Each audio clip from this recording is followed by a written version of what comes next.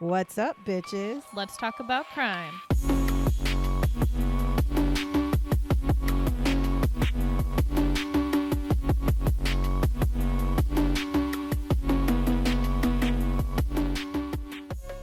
What's up, bitches? Hello. Here we are. Once again, we were just chit-chatting about all kinds of true crime stuff.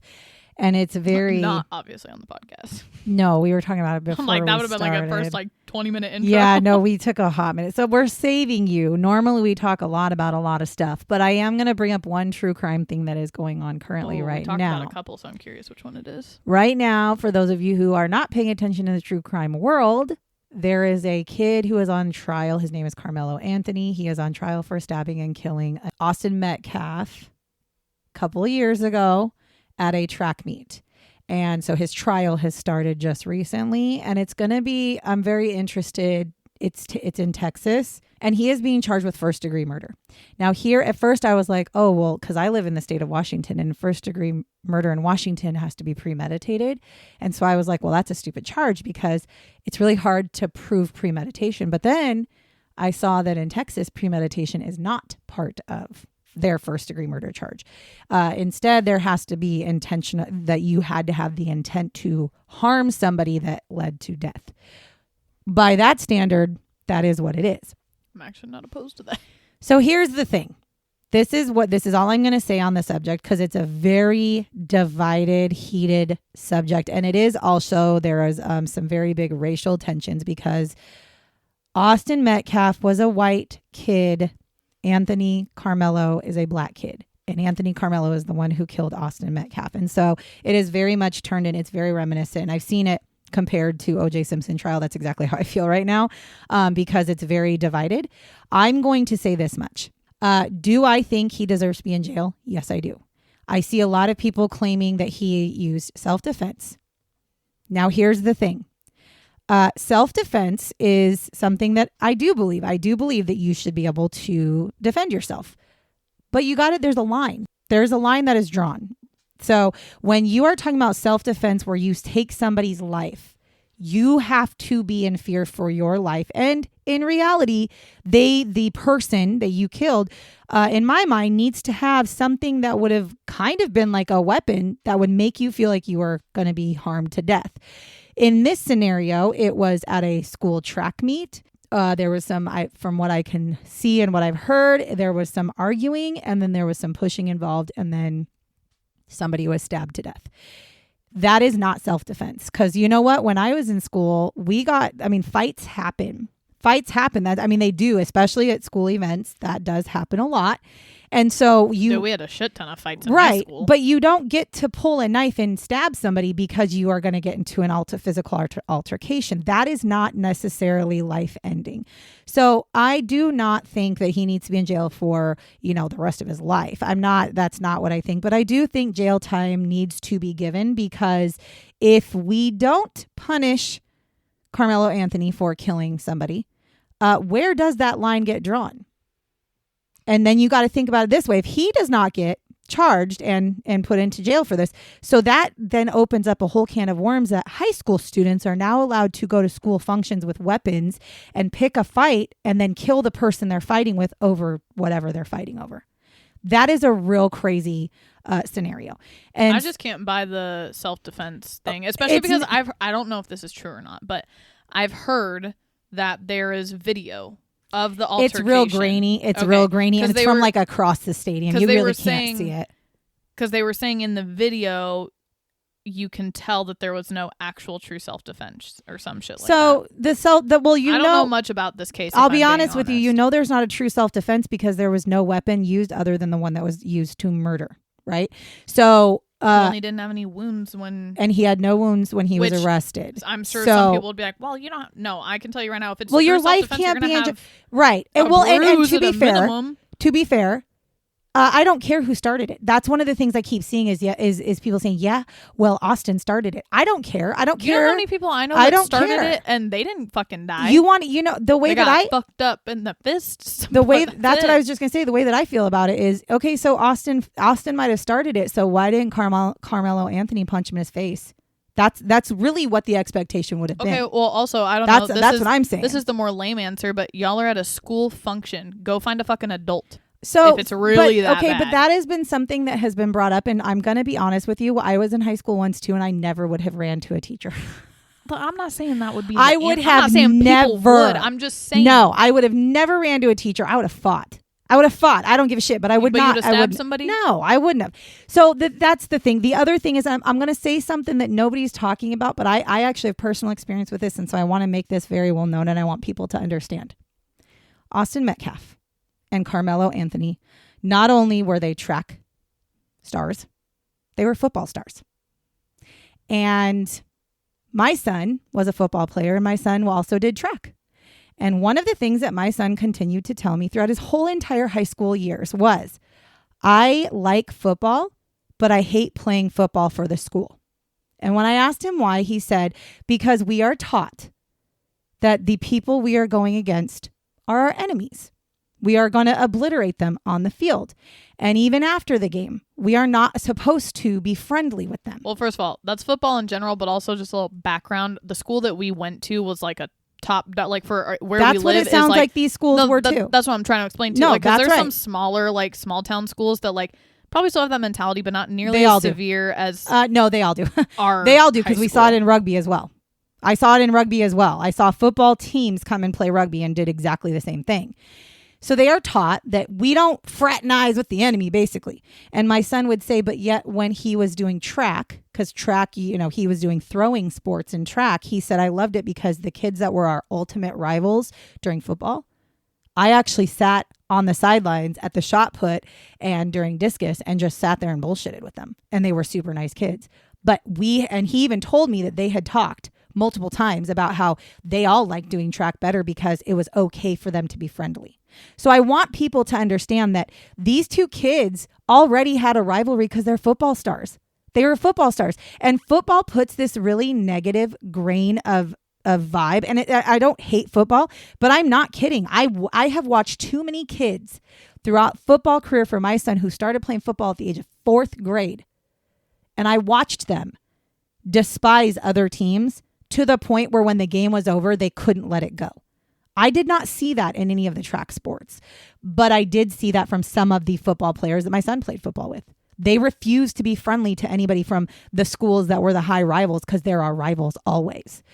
So I wanted to, not that has anything necessarily to do with this, but I'm just saying that might be, people also need to remember that all of the people involved were probably in kind of already a state of turmoil because these are schools that are here to compete. And they also, some of them play football and other sports where they are taught to be a little bit more like competitive than in track. And so I think there is a lot that's going on with that trial. What's really, really strange to me, or not strange, but I find weird, is the trial just started and literally as of today, they are waiting for now the jury to deliberate. And it doesn't seem like from either side, it doesn't seem like very much was brought up. There were a lot of witnesses that were brought in from both sides. But one thing I found really strange was Carmelo Anthony did not even take the stand to defend himself, which was supposed to happen. He was supposed to. They talked about it and he did not. So I don't know if there's a change. I don't know what's going on. You're not supposed to lie under oath. Just well, saying. but to be fair, in his mind, he might consider it self-defense. I'm being honest. He might have considered it self-defense or because maybe he did, and now 2 years later, he's thinking, I mean, maybe, but genuinely, he is, in the moment. First of all, let's not remember these are high school kids. Remember we talk about that frontal lobe? Let's not remember. Remember that frontal lobe? That frontal lobe situation is exactly scenarios like this. This is where the frontal lobe conversation comes into play. This is the exact scenario that it comes into play because you have a kid who felt like his back was against a wall and he did something that was really fucking heinous and really stupid. That also, in my opinion, needs to be taken into account when it goes to punishing. Do I think he should be let go scot-free self-defense? No, I don't. Do I think he should be in jail for 99 years? Also, no. I think there's a lot that could happen. I think he definitely needs jail time, but I also think a stipulation of his jail should honestly be he has to go through rehabilitation programs to help him when he's out of prison become a more successful human. I think, honest to God, how old is he? Well, he was, now? I think he was 17. So I think he maybe 19 now. I would say, honest to God, anywhere from 15 to 30 years to life. So that's what I was thinking. Kind of like the Mackenzie Shirilla case. Yeah, I feel 15. Like it should be the same amount of time because then you have a minimum that you have to that's do. what I think. I think if they were to give him... Or life if you really don't go through the rehabilitation and shit like that. They could give him 15 to life, which means at 15 years he can do parole. And I think that would be fair because technically that doesn't mean you get out. Well, right, it but means you. Let's see parole. where you're sitting after you've been in prison this whole time. And to be honest with you, 15, what you've been doing, 15 years puts him in his 30s. He still has a full ass life that he can live. Yeah, but he also still serves time for the crime of taking somebody's life. Because again, at the end of the day, we have to remember. I don't think in any scenario in my life, other than if I'm dying on the floor, none of us should ever be allowed to just take somebody's life because we are mad. No, nobody should. We cannot just go and kill people because we feel like it. And, in my opinion, self-defense is warranted. But there's a line where self-defense is actually valid. And just getting into a high school fight with somebody at a track field is not warranted self-defense. If Austin Metcalf would have picked up a baseball bat, okay, you've got self-defense there because you can kill somebody with a baseball bat. Sure, that's a weapon, but he didn't. There was no other weapons there. And so that alone is why I'm saying it's not self-defense. I understand a lot of people are like, but he was going to get jumped by 15 kids. Okay, he might have. But y'all were at a track meet where parents were. You really think that parents are going to stand by and watch a crowd of 15 people get jumped plus the coaches? No, they're not. No, they wouldn't. That even if it would have started out like that, somebody would have broken it up and nobody would have. Death is a lot harder that way. These are high school students. They're not going to punch each other to death. So anyways, that was what we were talking about before we started this episode. Because again, we like to talk about current things going on. And I just wanted to put my 2 cents in because this is a really... I'm sure it'll be one that we'll do eventually as well. Honestly, it's a sad case because in my opinion, somebody lost their life. It's a little too close to home for us. Well, it does because I watched my son go through similar scenarios. Just nobody died from it, but I've definitely watched the hostility at sporting events. And shit, we all talked about at my school how it was just it's a matter of time. Well, and then on the other hand, and I know people are not going to like this, so I apologize in advance. Austin Metcalf lost his life. Okay, his family lost their son, but so did Carmelo Anthony's. Because Carmelo Anthony, if he goes to jail, his parents don't get to see him every day. He doesn't get to go to college, and he doesn't get to go do the things that he also want to do. Now, by the way, that's by his choice. I'm not saying that, but I'm saying when they're kids, when we're talking about 17 and 18-year-old people, they don't understand the lifelong effect that it their has. lives are completely affected. They react in the moment. They don't realize that everything that they've worked hard for or are trying to work hard for or trying to achieve is gone. Because even if you're somebody, let's say Carmelo Anthony gets 15 years to life, but gets out at 15 years. Let's hypothetically say that. Right. You're always going to be a murderer, and you're always going to be a murderer. So at the end of the day, already out the gate, getting a job. Yeah, it's harder. That cuts your jobs from 100 to about 2. True. You know what I mean? So that all automatically, no matter what, cool, you get out in 15 years. Your life is forever changed. You still have a life, but is it really a life? Because you're still a prisoner. Yep. So it's just not behind bars. And again, I'm not trying to give I'm not saying that we feel so bad for him. I'm not right. saying that he needs to have a consequence. Actions have consequences. And that's all I'm saying is that this is one of those acts that it's like I'm very much in the middle. There's a lot of people who say he doesn't deserve anything, and there's a lot of people who want him to have the fucking death penalty. And I'm like, that is ridiculous. There's a lot of people who want him in jail for 99 years. And again, ridiculous. So this is one of those scenarios. I will update y'all when I find out what the sentence is because I'm actually curious to see what it's going to be because I feel like his trial has been very short. I feel like his trial, it's like barely, I think it's been going on for not even a full 5 days and they're already getting to the jury deliberation. So I don't know if it's because they're just doing one charge of first-degree murder, cut and dry, trying to make it work or what. But it just seems really, I don't know, it just seems really strange because I study true crime and I don't think I've ever seen a trial start and end within a week of the magnitude of murder. So it's very weird. I don't really know what's going on.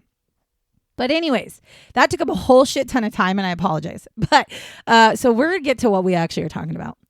However, before we get into this episode, I have to take a moment to warn you about this one.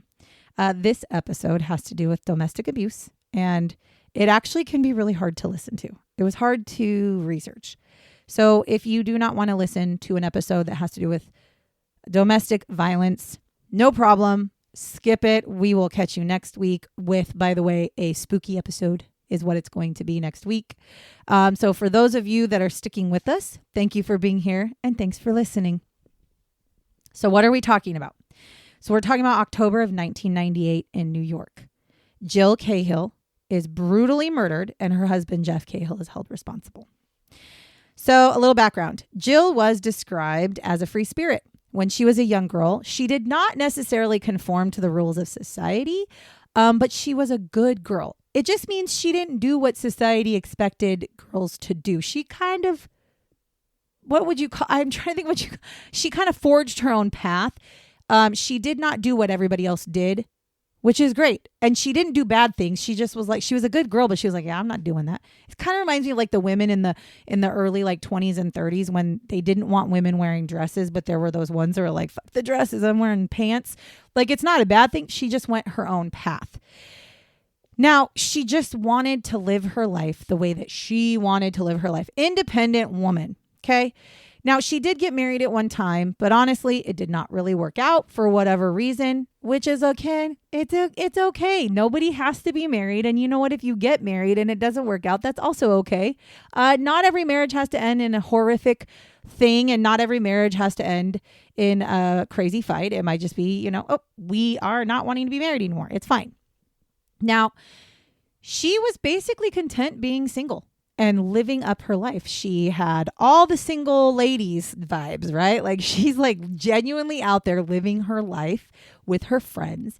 And then she notices, like, little by little, her friends are starting to meet people and get married and have kids. And she's still living single and she's okay with it, actually. She's all right. Then one day, Jill is out in her plethora of single living and she meets this man. And she literally thinks, oh, well, fella, you are like my Prince Charming. You are like the epitome of somebody that I think I actually would like to be with. At least that's what people claim. I'm telling you, I don't know her. And this is just what I read in all of the things.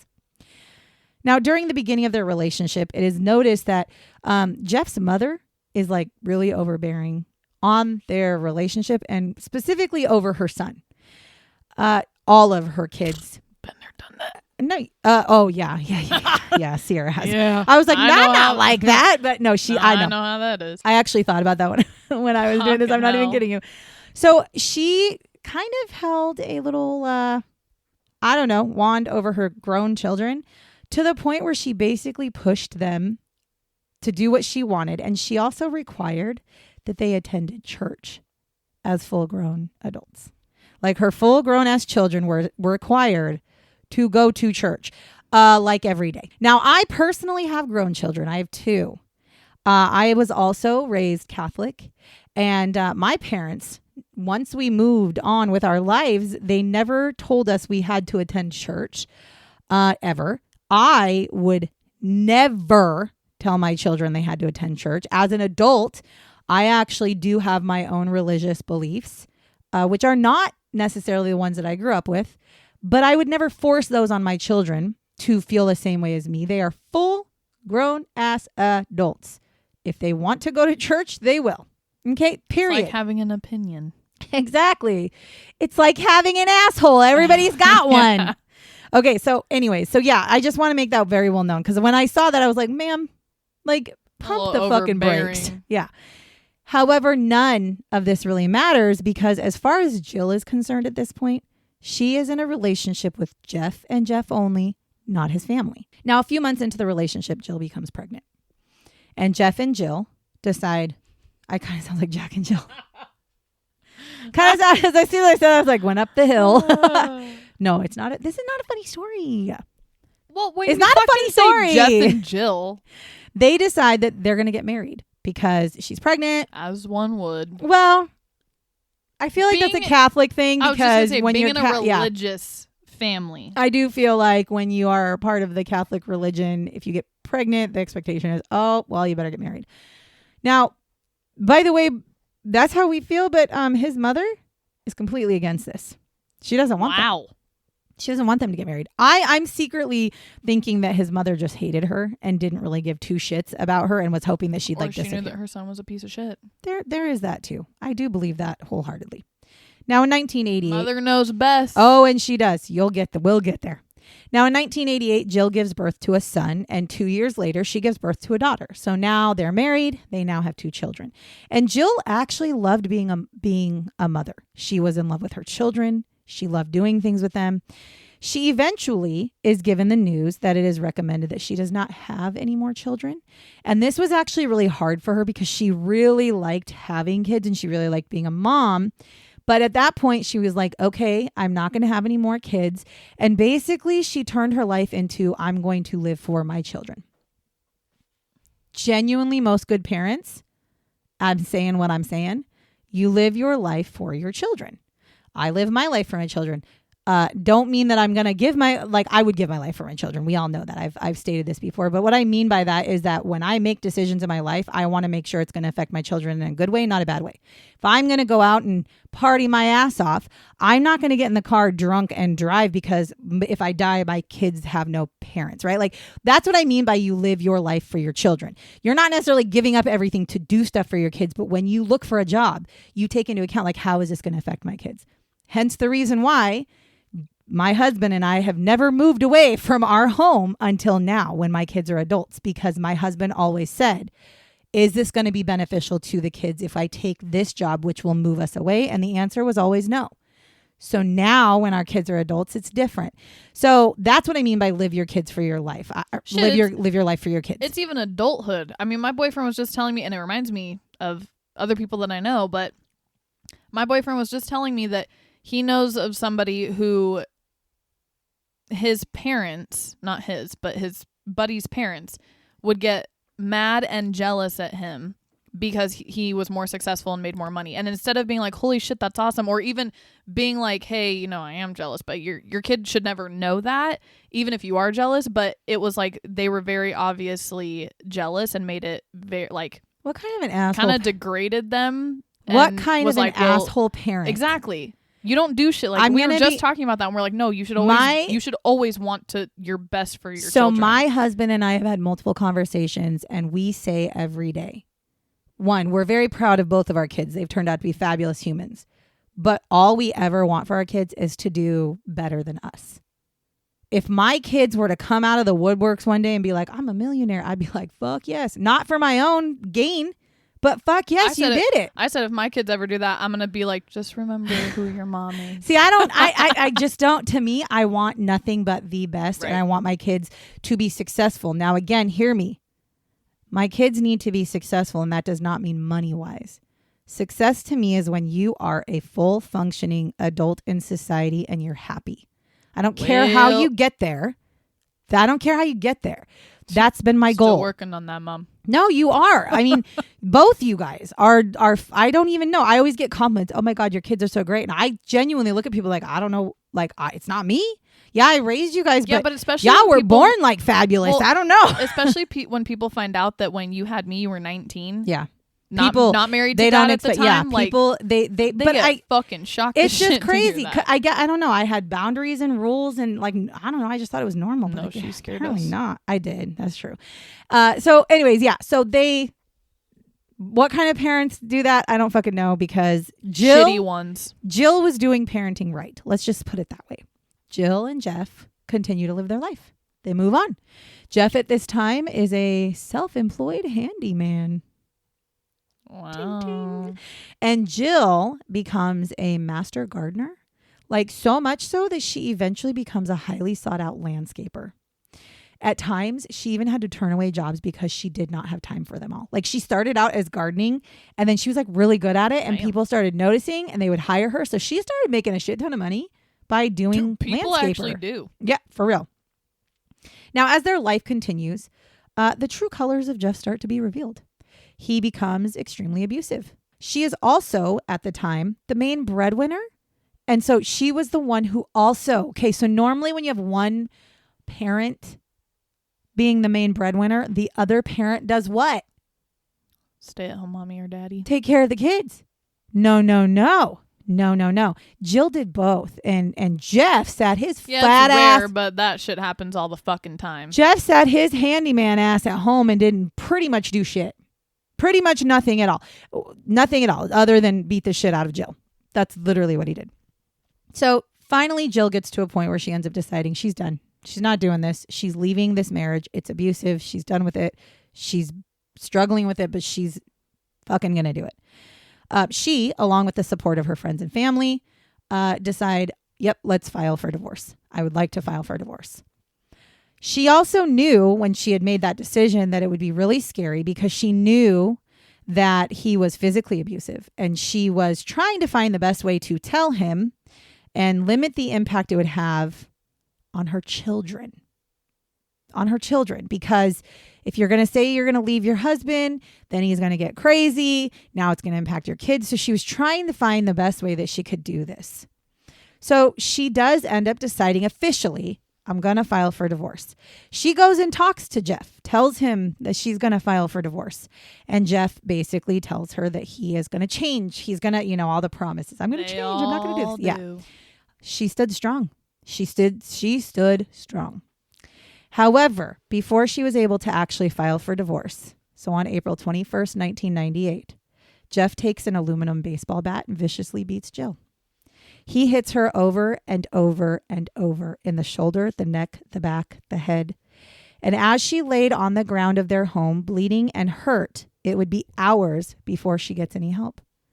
Now Jeff goes to his mother after he beats the shit out of her for help.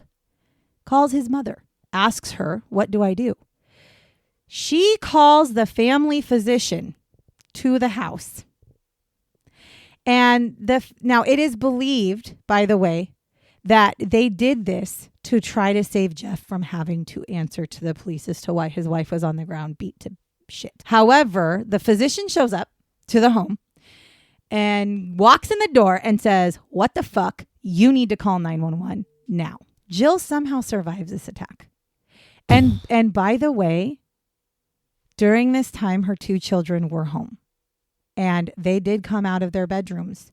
She begged them for help.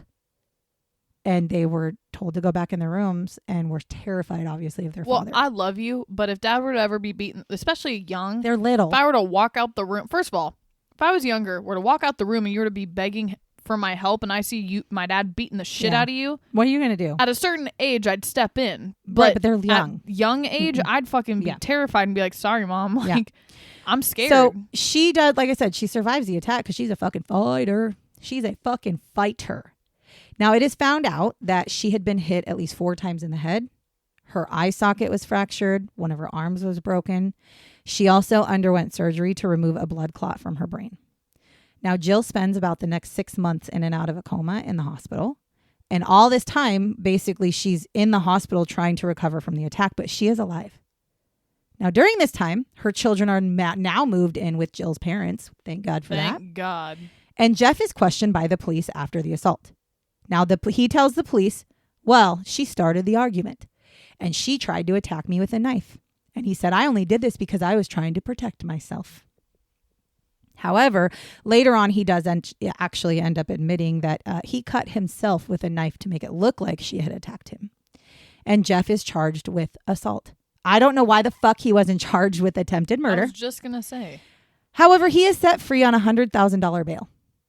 That mommy probably posted. Now, during Jill's recovery in the hospital, there were security measures that were taken for her because they knew how she had become the patient. They knew that she came from a domestic violence situation.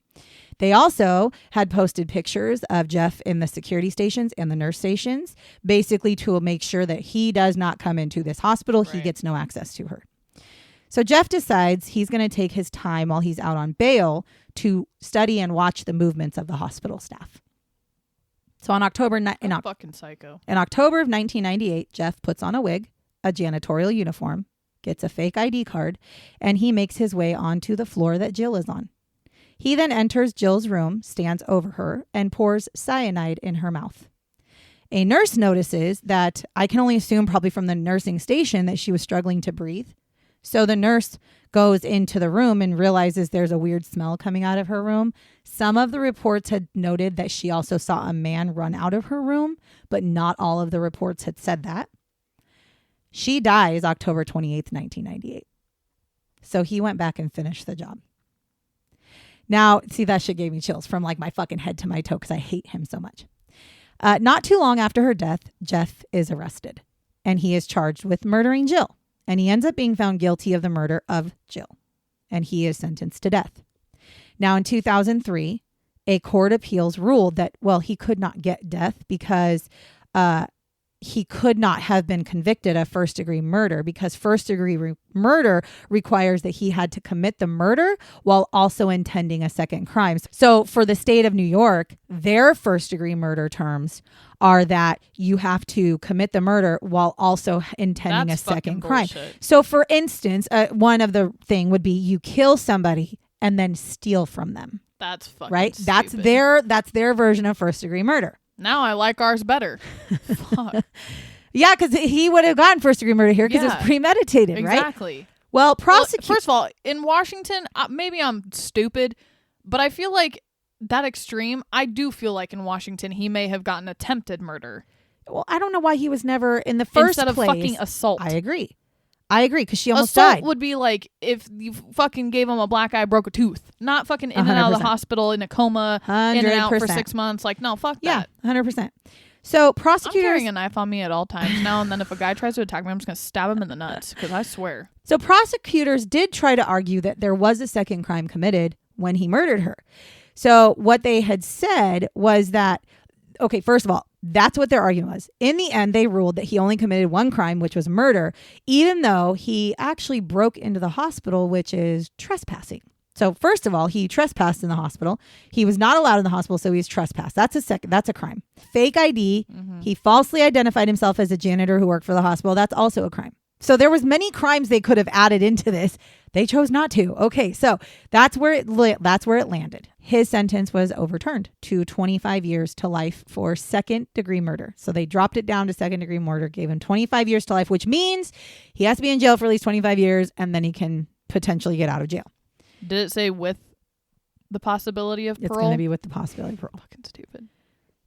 I feel he also got 12 to 25 years for first degree assault as well. So he did get a second charge added on there. So I don't know if he's, well, no, I can tell you, never mind. He must be serving those sentences consecutively, not concurrently, because he will be eligible for parole in 2036. This happened in 1998. So that's not, I'm assuming that because it would be 25 years from 1998 is what it would have been if they were served concurrently. Now he will be 75 years old at that time. So while this is one of the stories that pissed me the fuck off, because again, we continue to see abusive individuals get out on bail while they are awaiting assault charges on a significant other. We see that happen in Washington specifically multiple times. And then it almost all the time ends up with somebody being brutally killed or that person being injured to like almost a point of being killed again. At some point, I feel like we need to hold the judges accountable for their lack of accountability on others. I feel like judges should be held accountable if they... be a harsh-ass judge. Well, I'm saying like if you're going to let somebody out of prison who is a domestic abuser and they have you and you set their bail just giving them a slap on the wrist saying, "Oh, right, do better next time." Well, and set their bail high enough that they can't get out. Yeah. If you can't like keep them in, set their bail high enough that it's going to be hard for them to get out. Make it hard for them to get out, right? I can, though, end this episode on a happier note. Well, as happy as could be for the story that I told. So Jill's sister, she took this traumatic event and has allowed her sister's legacy to live on from it. So Jill's sister volunteers at a place called the Family Justice Center. Now, this center will help domestic violence victims. They have advocates that help them plan to leave their unsafe situations. Her sister became an advocate and started helping people escape their abusers. They also will give food, clothing, and they will also give help with getting protection orders for the people who are being abused. Her sister also advocated for Jill's Law. Now, this law is looking to change the protections for domestic violence, in particular regarding their bail. She said that her sister would still be alive today if Jeff was not out on bail, which is true. However, at the time that this happened, the judge was only able to take into account on whether or not Jeff was going to flee. So when he set the bail, he had to set it based off, do we think he's going to flee or not? If they are not a flight risk, they have a lower bail. If they are a flight risk, higher bail. They did not see him as a flight risk, so they set it at $100,000. Which that was back then. I can actually probably agree to that. That I can understand. Unfortunately. But I'm happy to say that Jill's Law became part of a larger domestic violence state law that passed in New York. Now, judges can consider not only are they a flight risk, they also can consider more things like the crimes they committed before are they going to go back and finish the job? Yes. Before they set their bail. So now they can actually take into account whether or not they feel that person is going to do something else. And this is the time where I look at the judges of New York and say, if you let somebody out of jail who has a history of domestic abuse, I feel like you should go to jail too if they end up hurting or killing their significant other, because you have no reason to not keep them in jail at this point. Now, Jill's sister also has said that they will actually continue to fight to keep Jeff in jail when his parole hearings come up.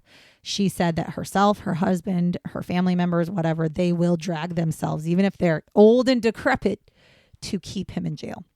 I'm honestly wondering if he'll make it to that age, to be honest with you. Jail's a rough ass place. Now, in Buffalo, New York, there is Isle View Park. Now, this park has a garden wall that is dedicated to domestic violence. And it's like bricks. It's like this. I saw a picture of it. It's a park and they have all these bricks lined up. Now, each of the bricks, you can basically etch into the bricks. I think you donate money and you can etch in domestic violence victims' names or whatever in these bricks so that they can be remembered. So there is one brick that is actually dedicated to Jill's sister because of all the work that she has done for domestic abuse victims. There is also a brick that is dedicated to Jill. And the brick says, "Our angel, Jill Russell, forever in our hearts," which I love the fact that they used her maiden name and not the fucking piece of shit's last name. So that's where I'm going to leave it. I'm going to leave it on that's a positive note. It's a terrible, horrific situation. And her sister and by the way, her sister raised her children. Raised them, and her children fucking flew, were phenomenal, have grown up to be amazing humans. So even though the situation is horrific, the outcome of this whole scenario was awful, I had to leave it on a semi-positive note. I'm going to say 2 more points. Number 1, because I feel it's necessary. If you or someone you know is in need of help for domestic violence, there is a national domestic violence hotline that you can call, which is 1-800-799-SAFE, or it's 1-800-799-7233. You can also text the word START to 88788. Again, if you are somebody who is experiencing domestic violence, but you're scared, there is help out there for you. I'm also going to be adding a link to the bottom, obviously, to our show notes, that will take you directly to the Family Justice Center. So if you are in need of anything and you live in the area or live where the Family Justice Center would be willing to help you, there's a link there. Or if you're interested in donating to the Family Justice Center or maybe volunteering if you live in the area, also you can get and see what you can figure out on that Family Justice Center link. This was a really tough one. I'm not going to lie. I have not been the victim of domestic violence. I have been fortunate enough that I have not ever had to deal with it. However, I have witnessed it as a younger person with a friend of mine, and it is a very horrific thing to watch. And it did not end in death for her, thank God, but I do know that it can escalate into some crazy shit. So I appreciate all of you that stayed and listened, because domestic violence, we talk about a lot of shitty shit on here. For some reason, the domestic violence ones hit a little harder, and I don't know why. Because again, I'm not a victim of domestic violence, so I don't know why it affects me so much, but it really like literally tears my heart out when I read these stories. And I don't know why. I don't know if it's because I'm just gut wrenched by the shit that these women have had to deal with, or if it's just I'm a female and I feel for them, or I don't know what it is, but I study serial killers. And domestic violence just strikes me fucking worse. I honestly think genuinely deep down it's because the victims from domestic violence, I think it hits deeper because they are in a relationship with somebody that is supposed to love them and not hurt them. The people that are they're being abused by are people who are supposed to protect them and care for them. And that is, I think, why it bothers me so much, because you give the trust to somebody that they're going to protect you and be there for you. I have a husband who would, well, as he puts it, he'd kill for me. But, you know, I have somebody who loves me unconditionally.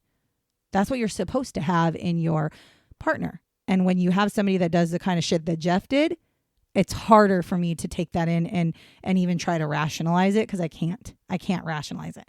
And on top of it, the fact that his mom like protected his ass just bugs me more than anything. First of all, the fact that she didn't go to jail.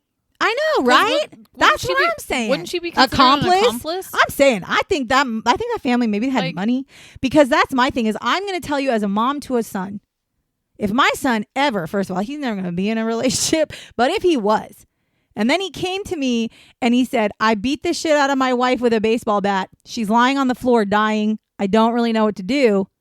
I'm going to be like, I'll be right over. Yeah, I would say I'd lie and be like, oh, I'm going to get you some help. I'm literally going to say, I'll be right over. No, I'll be over with the cops ready to arrest your ass and put your ass in jail for the rest of your fucking life. So nice, because I'd go over there, grab the fucking bat, beat the shit out of him, and then call the cops on his ass and be like, take that motherfucker to jail. And then guess what?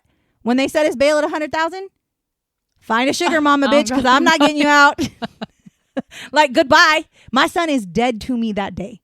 I don't understand. Yeah. I don't understand. But anyways, so yes, this one was a rough one. I got all like gooseyed and like jitteried because it bothered me. I don't know why I said goosey. Just ignore me because I'm all fucked up. I mean, that's cute to stop the podcast today. I know, okay. I need to be done. Okay. So anyways, if you like the things that you hear, if you like listening to Sierra and I chitty chat, if you like to hear me say goosey, make sure you're following us. If you are following us, please share us. We love that you share. We love that sharing is caring. So, you know, whatever. Other than that, I will just say one more time, thank you so much for listening to us tell you the story about how Jill Cahill is a big flaming piece of shit and killed his wife because he's an abuser. Until next week, catch you on the flip side, bitches. Bye, bitches.